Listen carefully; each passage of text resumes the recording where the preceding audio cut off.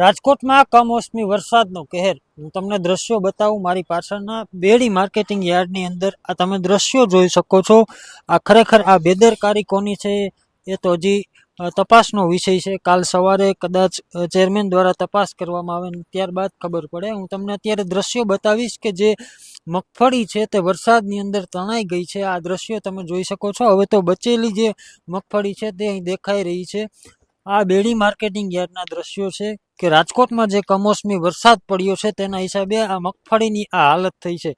આ મગફળી હાલ તો અત્યારે એવું જાણવા મળી રહ્યું છે કે જે મગફળી તણાઈ છે તે કોઈ વેપારીની છે અને જે 150 ગુણી એટલે 150 જેટલી ગુણીની આ મગફળી છે તે વરસાદની અંદર તણાઈ છે. હું તમને યાર્ડના દ્રશ્યો બતાવીશ કે આ તમે શેડ જોઈ શકો છો. આની અંદર માત્ર મગફળી જે રીતે ખેડૂતો વેચવા આવતા હોય છે તે મગફળીના ઢગલા અહીં કરવામાં આવે છે અને અહીંથી લે વેચ કરવામાં આવે છે.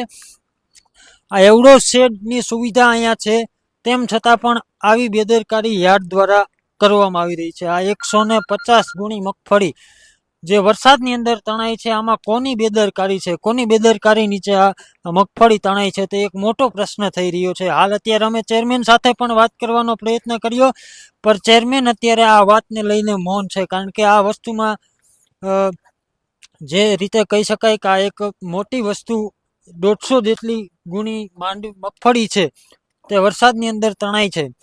જો કરોડો રૂપિયાના સ્ટેડિયમો બને છે, બીજા અન્ય ખર્ચાઓ થાય છે, તો યાર્ડની અંદર જે ખેડૂતો પોતાનો પાક છે તે તૈયાર કરીને વેચવા આવે છે તો તેમના માટે કોઈ સુવિધા કેમ નહીં?